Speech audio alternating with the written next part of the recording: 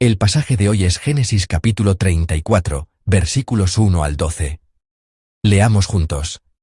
Salió Dina la hija de Lea, la cual ésta había dado a luz a Jacob, a ver a las hijas del país. Y la vio Siquem hijo de Hamor Hebeo, príncipe de aquella tierra, y la tomó, y se acostó con ella, y la deshonró. Pero su alma se apegó a Dina la hija de Lea, y se enamoró de la joven, y habló al corazón de ella, y habló Siquem a Hamor su padre, diciendo: Tómame por mujer a esta joven. Pero oyó Jacob que Siquem había amancillado a Dina su hija. Y estando sus hijos con su ganado en el campo, calló Jacob hasta que ellos viniesen. Y se dirigió Hamor padre de Siquem a Jacob, para hablar con él. Y los hijos de Jacob vinieron del campo cuando lo supieron. Y se entristecieron los varones, y se enojaron mucho, porque hizo vileza en Israel, acostándose con la hija de Jacob, lo que no se debía haber hecho.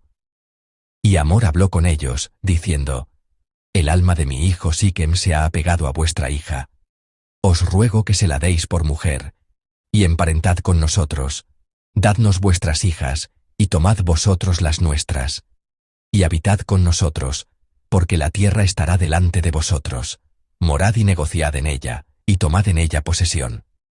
Siquem también dijo al padre de Dina y a los hermanos de ella: Jale yo gracia en vuestros ojos, y daré lo que me dijeréis. Aumentad a cargo mío mucha dote y dones, y yo daré cuanto me dijeréis, y dadme la joven por mujer. Amén. Compartiré la palabra de Dios esta mañana bajo el título: La afrenta de Dina. Jacob no acompañó a Esaú, y se estableció en la tierra de Canaán. Aunque se estableció en la tierra de Canaán, todavía no había regresado a Betel. No fue a Seir con Esaú, pero tampoco fue a Betel. La situación de Jacob en ese momento era, pues, intermedia. Este estado intermedio siempre es peligroso. Si uno estuviera en una oscuridad total, se mantendría espiritualmente alerta, consciente del peligro, pero en un estado que no es ni claro ni oscuro, se tiende a bajar la guardia, incluso la espiritual. La tierra de Canaán es la tierra prometida. Sin embargo, todavía era un lugar donde habitaban los cananeos. Estos eran tan malvados que el pueblo de Dios no podía mezclarse con ellos. Por eso, cuando Israel conquistó Canaán, Dios les ordenó que los exterminaran a todos. A lo largo del libro de Génesis, esta incompatibilidad con la maldad se manifiesta a través del matrimonio. Abraham no quería que Isaac se casara con las hijas de Canaán. Por eso envió a su siervo a su tierra natal, en la región de Mesopotamia, para traer de entre sus parientes a Rebeca. Isaac y Rebeca también se preocuparon por este mismo asunto del matrimonio, porque Esaú se había casado con mujeres cananeas, hijas de los hititas. El pueblo de Dios, que debía permanecer apartado, no lo hizo y se mezcló indiscriminadamente. Esto se convirtió en una fuente de gran aflicción para sus padres. El viaje de Jacob a la casa de su tío Labán también puede entenderse en conexión con este principio de separación, es decir, la necesidad de un matrimonio apartado del paganismo. Afortunadamente, Jacob pudo casarse no con una mujer cananea, sino con una pariente de su tierra natal, la hija de su propio tío. Pero en el pasaje de hoy, aparece otra crisis relacionada con el matrimonio. Esta vez, no fue algo intencionado o elegido, sino un suceso trágico, y no es un problema del hijo, sino de la hija. Dina, la hija que Lea le dio a Jacob, fue violada y deshonrada por el hijo de un hebeo de Canaán. Leamos juntos nuestro pasaje de hoy, los versículos 1 y 2. Salió Dina la hija de Lea, la cual ésta había dado a luz a Jacob, a ver a las hijas del país. Y la vio Siquem, hijo de Hamor Hebeo, príncipe de aquella tierra, y la tomó, y se acostó con ella, y la deshonró. Amén. Jacob no fue a Seir, donde estaba Esaú, sino que se quedó en la tierra de Canaán. Sin embargo, aunque Canaán era la tierra prometida, no era un lugar enteramente seguro. Allí, experimentó la afrenta más vergonzosa de su vida. Su hija Dina fue violada y deshonrada por Siquem, el príncipe de los hebeos. Dina se relacionaba con la gente de la tierra de Canaán. Anteriormente, cuando hablé del problema de Esaú al casarse con una mujer cananea, mencioné que, probablemente, él ya tenía una interacción activa con los cananeos antes del matrimonio.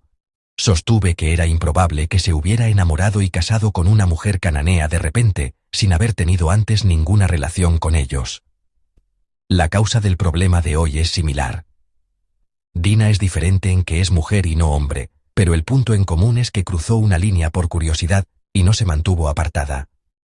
Por supuesto, culpar a la víctima diciéndole que ella misma lo provocó es como matarla 2 veces.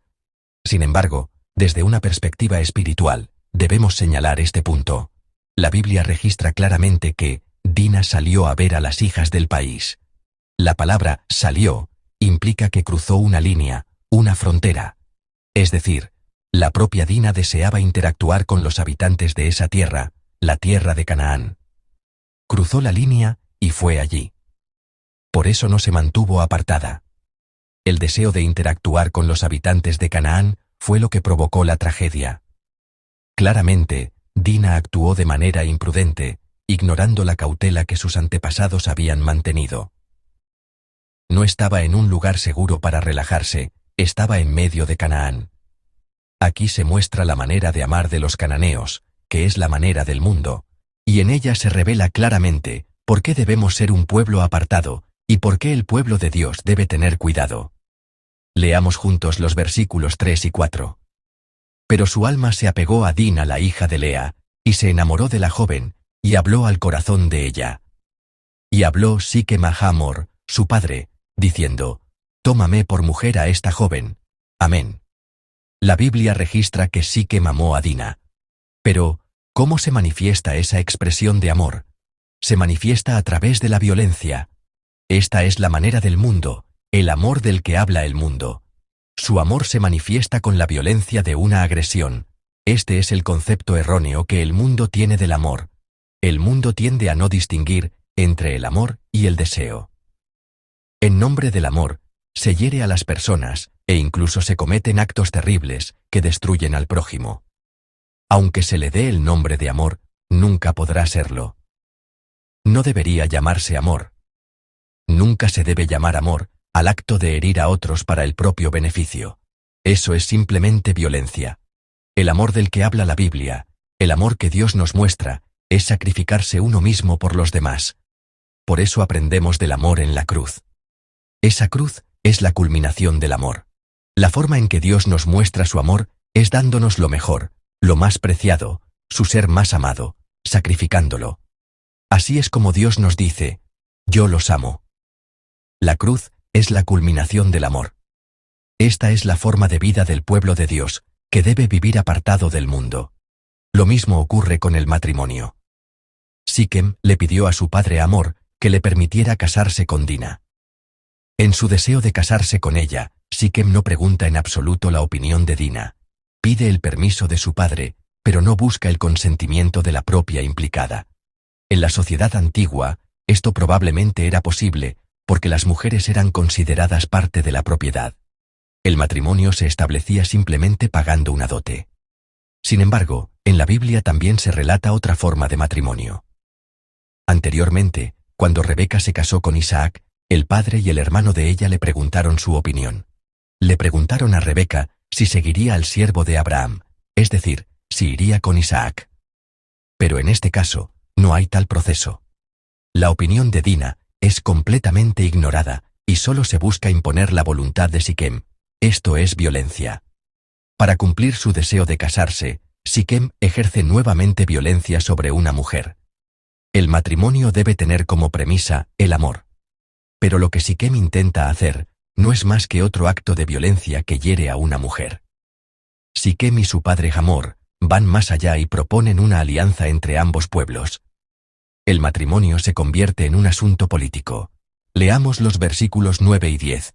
«Y emparentad con nosotros, dadnos vuestras hijas, y tomad vosotros las nuestras, y habitad con nosotros, porque la tierra estará delante de vosotros, morad, y negociad en ella, y tomad en ella posesión».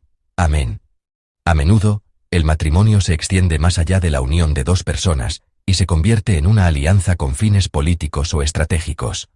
De hecho, si Abraham e Isaac se hubieran casado y mezclado con los pueblos vecinos de esta manera, si hubieran llevado a cabo lo que podríamos llamar una política de matrimonios, habrían podido vivir en paz y armonía con su entorno, pero vivir mezclados de esta manera no es la forma que Dios desea. Antes del diluvio de Noé, Dios señala exactamente este punto. La imagen de los hijos de Dios casándose indiscriminadamente con las hijas de los hombres provoca que el Espíritu de Dios se aparte de la humanidad. El llamado es a ser apartados. El pueblo de Dios debe vivir una vida apartada. Amados hermanos en la fe, somos el pueblo de Dios que vive una vida apartada. Les bendigo en el nombre del Señor, para que no olviden esta identidad y vivan conforme a ella cada día. La vida apartada se manifiesta a través del amor y el matrimonio. La manera de amar del mundo, mostrada a través de Siquem, se expresa sacrificando a otros para satisfacer los propios deseos. De igual manera, el matrimonio mundano mezcla y contamina el valor de la santidad y el llamado del pueblo de Dios a ser apartado. Pero el amor y el matrimonio que Dios nos ha mostrado consisten en sacrificarse por los demás. Nuestras madres se sacrifican por sus hijos, nuestros padres se sacrifican para criar a sus hijos, y así nuestros hijos aprenden en el hogar qué es el amor. ¿Estamos amando a la manera de Dios? ¿O estamos amando a la manera del mundo, a la manera de Canaán? El matrimonio define con quién nos unimos. La Biblia describe a menudo la relación entre Dios y su pueblo como un matrimonio. Somos la esposa santa del Señor. La palabra santa significa apartada. No podemos ser esa esposa santa si nos mezclamos con el mundo. Esto significa que no podemos tener una verdadera unión con Dios. Vivir en Canaán, pero apartados de los cananeos, era la tarea y la obligación de la familia de Jacob. Lo mismo es válido para nosotros. Vivir en el mundo, pero mantenernos apartados de su gente, de su manera de amar y de contraer matrimonio, es nuestro deber como pueblo de Dios. Que todos nosotros, como pueblo de Dios, amemos y vivamos a la manera de Dios, manteniéndonos apartados del mundo, aun viviendo en él, para ser la esposa santa del Señor. Les bendigo en su nombre.